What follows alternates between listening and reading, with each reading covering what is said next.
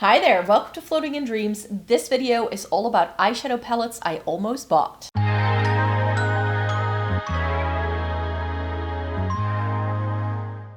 Welcome to everybody watching today. Thank you so very much for joining me. This video is going to be video number 1 of eyeshadow palette week. Yes, I'm doing this again. I like to do this once a year where I do an entire week of daily videos all about eyeshadow palettes, and therefore I wanted to come on here and talk to you about some eyeshadow palettes that I almost bought, but that I didn't. And some of these are still available, some of them aren't, but some of them I also know I'm not going to be interested in anymore. So let me talk you through it. Before we get into the video, it may be good to know who I am if you've never been to my channel. My name is Maaike. I live in the Netherlands. I have fair skin with a cool to neutral undertone, and this greatly influences how I feel about makeup and what I enjoy for myself. So that definitely goes into this video today as well. I have been reviewing makeup for more than a decade. I love trying eyeshadow palettes as a Catrice and getting the use out of my makeup. So if that's all something you're interested in, then I hope you'd like to consider subscribing. As I have written down, because of course I almost bought them, so if I didn't buy them, then I don't have them in my current collection. So I have 10 eyeshadow palettes here that were on a wish list that I had been eyeing up, that I thought were interesting, but that for whatever reason just never really made it into my collection. So I will be popping some pictures up on the screen so you know what we're talking about in case you are unfamiliar with these color stories. So first things first, this one is still pulling on my heartstrings. I actually eyed this up the last time I was in a Sephora that had this palette, and it's the Natasha Denona Mini Starlette. That's what it's called, right? Yes. The Mini Starlette. So it's one of the 5 pans, and I do really enjoy the 5 pans from Natasha Denona, but I also feel that the color stories, like, they have to be different from what other things I have in my collection, I feel, before I'm going to be interested in buying them. So the Natasha Denona Mini Starlette has a couple of really, really pretty mauve tones in, and those are the shades that I would want to get this for. That being said, I have a bunch of mauve tones. And what Natasha Denona does in all of these 5 pans, it seems that they're never truly cool toned, save for like the Xenon mini palette, I think. But there's always a couple of stray warm tones in there. And whenever I look at this and I'm like, this is exactly the kind of colors that I personally like to have, that I like to wear on a daily basis, and that I like to go for. But at the same time, I'm like, do I need this in a 5 pan from Natasha Denona? Yes, they're pretty shades, but there are quite a few mattes in this, and I'm just I have had this in my basket ready to check out like 2 or 3 times. And every single time I'm like, no, it's too similar to things you already own. You don't need this. So this video is also serving the purpose of myself talking myself out of purchasing some of these things, because this one I know I would probably really enjoy, but I just recently did a video with some of my Natasha Denona palettes, and my conclusion with Natasha Denona has been that as much as I love the eyeshadow formula, I don't always love the color stories, and I'm thinking that that's going to go for this one. And since the 5 pans are glued in and they're not as easy to remove as the MIDI palettes are, I'm sort of doubting, like, would I get the use out of this? Or am I good with some of the mauve tones I already have from Natasha Denona to begin with? And the conclusion I've come to is the latter, namely that I have plenty of Natasha Denona eyeshadow to come around, and that this Mini Starlette palette doesn't have to go into my makeup collection. Eyeshadow palette number 2 that I very much considered buying, but I didn't, is also by Natasha Denona, and this is the Yucca palette. So there's actually a Yucca plant right here in the frame, in case you're wondering, sort of like sneaking its way in. But yeah, the Yucca palette from Natasha Denona is a beautiful color story, but the thing I saw everybody saying about this was that it was a green palette. This is not a green tone palette. There are only 2 greens in the entire palette, and everything else is a yellow or a warm tone neutral, which could work. I'm not going to say that it's not going to work, but I looked at this and everybody was going gaga for it, and around the same time we got a bunch of palettes that could do this, that had the warm tone neutrals with the yellows and a pop of green. I think we got 3 or 4 in a month. So we had the Yucca, one of the Oden's eye palettes, not the Jewels and Gems, that's the one I have, the Stone and Rock. That had that sort of layout. We got one from Nomad Cosmetics, the Safari palette. And then we got one from Glam Shop, which is one that's still available. It's by far the most affordable out of all of those options to buy for me personally, because it's only around 20 euros. And that's the one that I picked up, and that had more greens than a Natasha Denona Yucca palette. So since I sort of satisfied that itch for a warm toned with yellows and a pop of green kind of color story last year, when this was released, this one was a very easy pass, even though, because I know I love the color story and these are shades that do appeal to me, but I also feel I don't need to buy everything just because I like it. It doesn't make a lot of sense. Then I would need like a house or like a storage box where all of my products could go, which I'm not interested in doing that. So that's why I'm very glad I passed up on the Natasha Denona Yucca. I don't think it is as unique as some people were making it out to be. Number 3, I think, I'm not sure on the name of this thing anymore, but it's an Urban Decay palette, and it's the Metal Mania palette, I think this was called. And this definitely made me do a double take when I saw this being announced.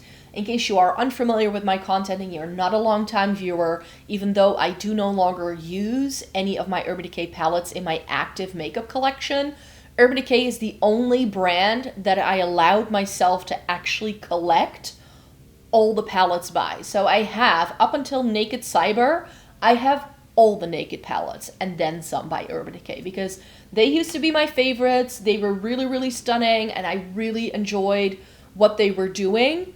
But then they started doing some of these, like, you know, you got the Ultraviolet and the Cyber, and everything, like the first half of the palette was always a peach.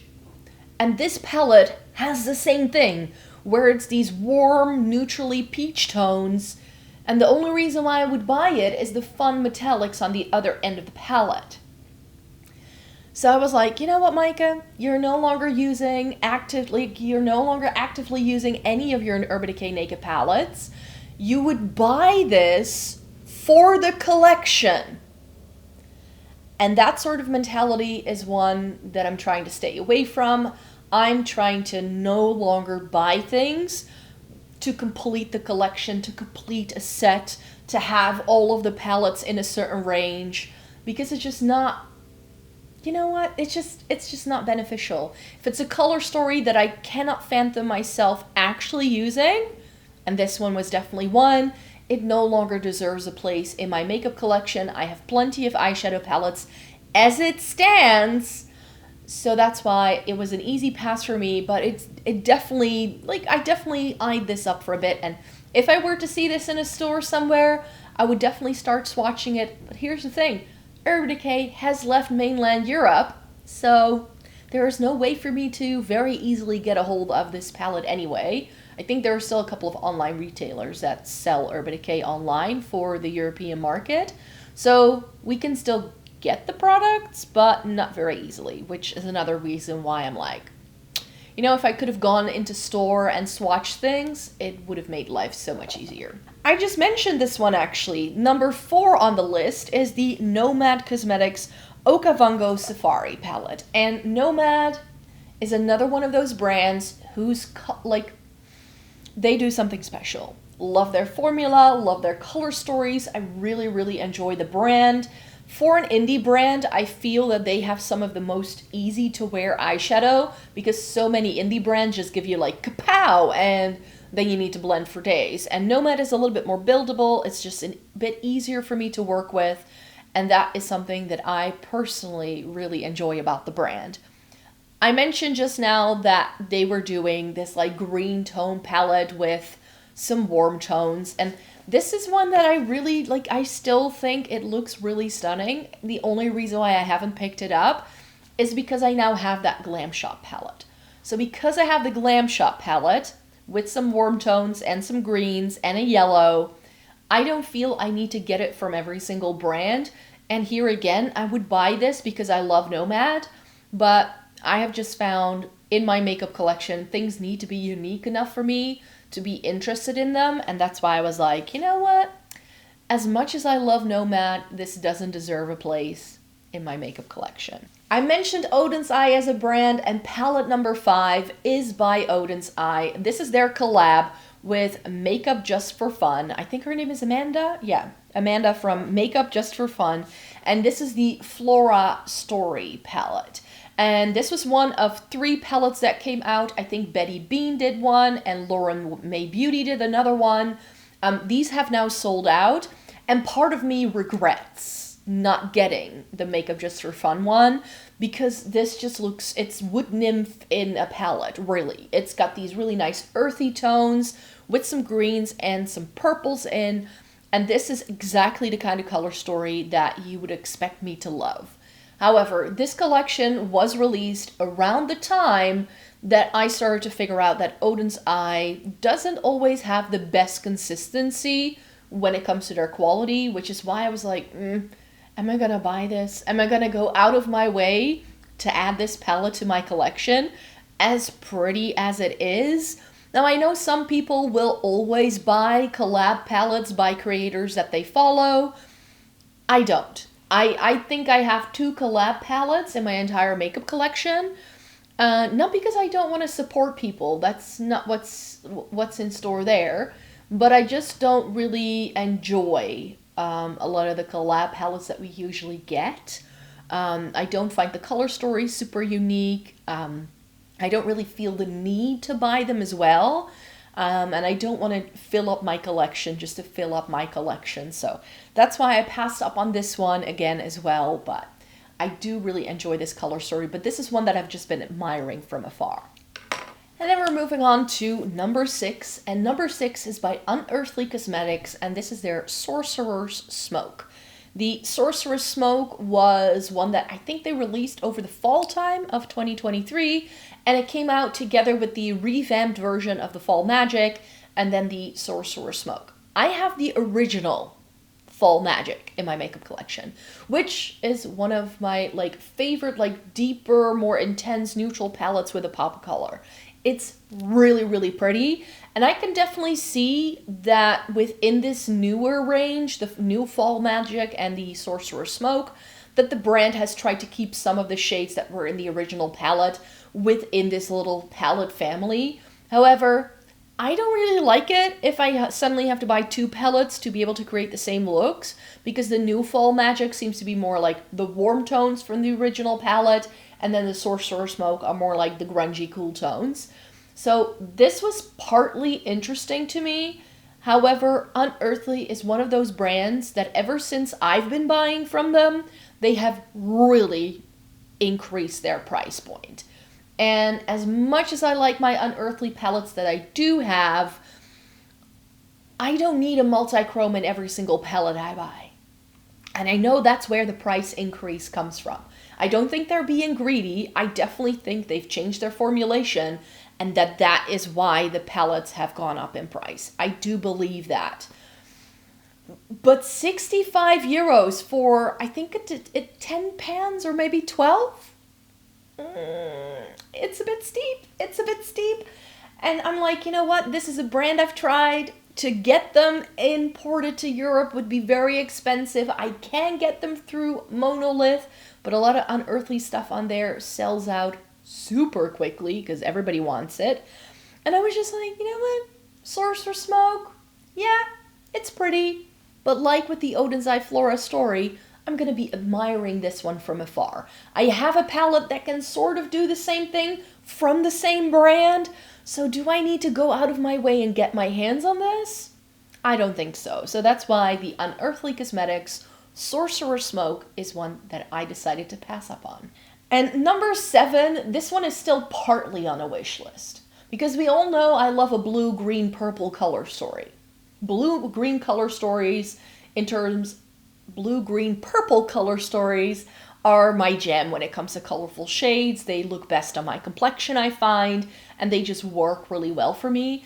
And the ColourPop Aurora Struck,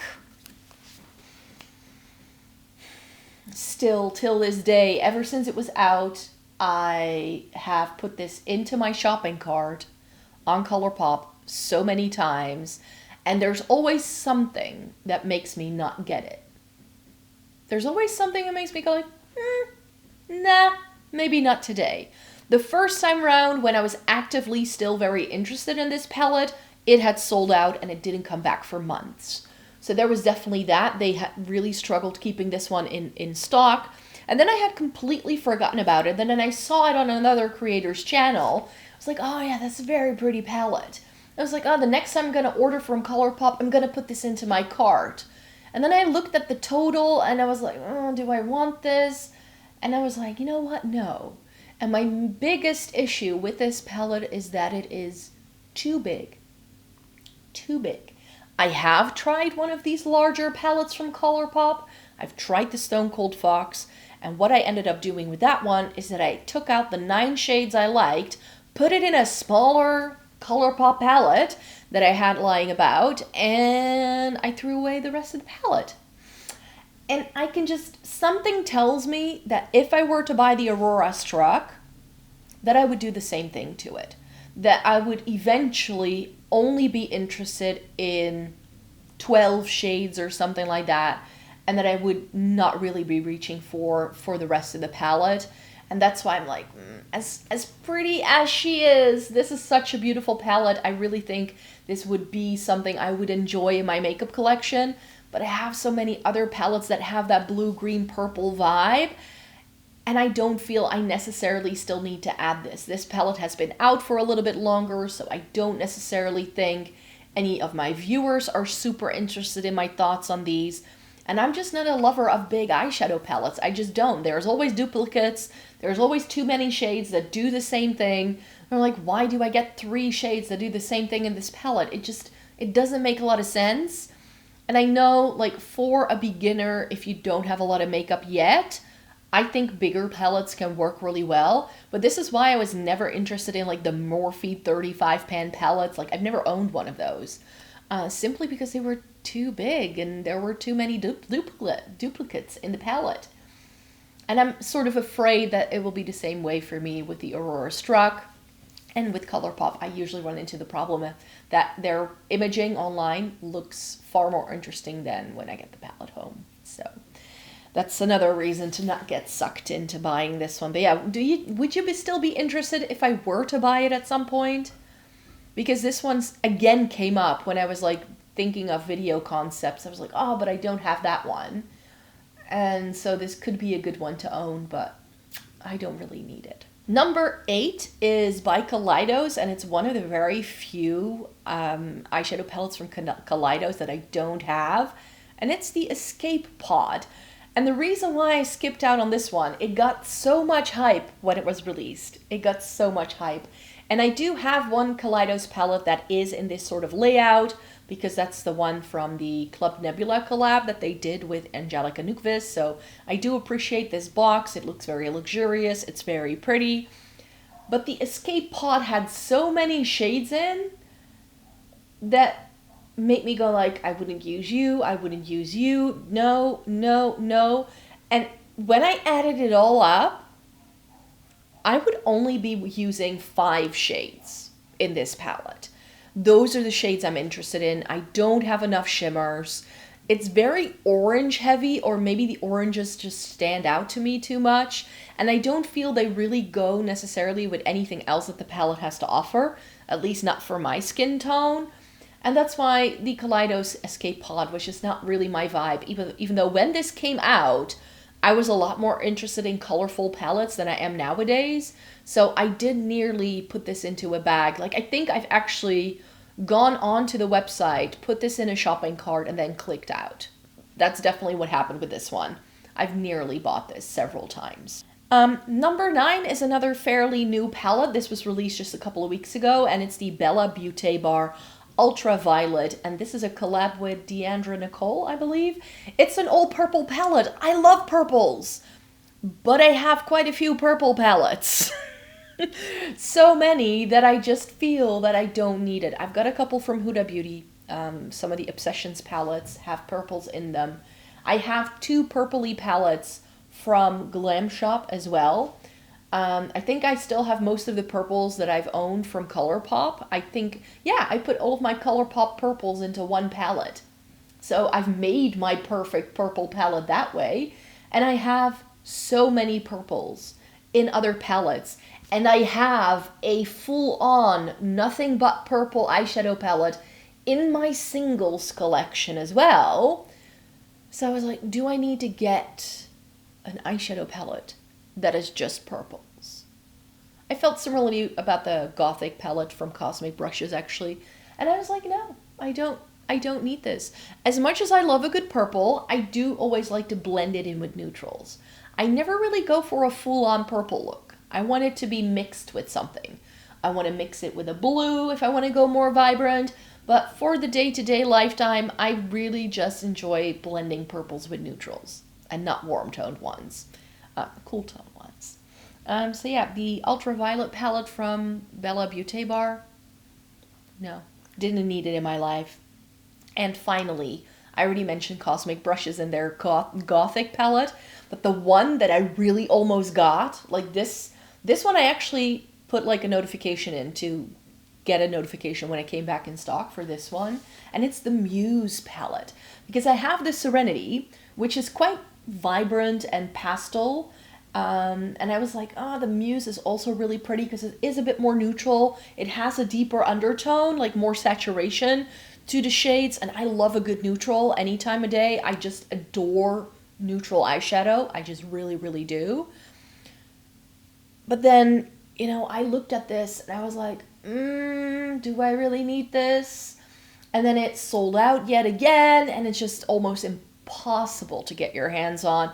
And that is why I feel I didn't need it in my life. As pretty as it is, and some of you have been telling me that I would probably like this, that you have it and you think I might really enjoy this Muse palette from Cosmic Brushes, but I have just decided that I don't need it in my life anymore, especially since they came out with that Winter Wonderland palette. I now have the deeper shades that are going to get me more use out of the Serenity as well, so I don't need the Muse anymore for that reason either. So that's why that's a box I can tick off.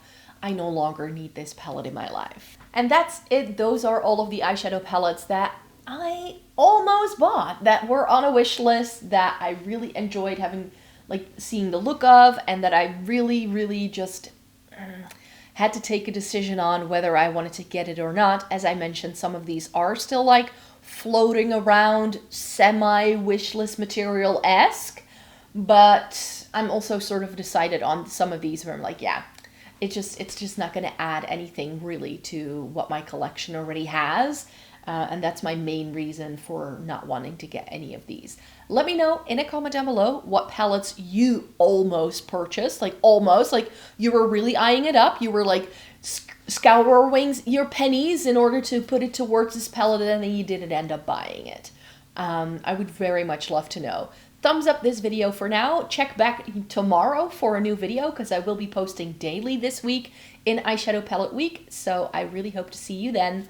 Bye-bye!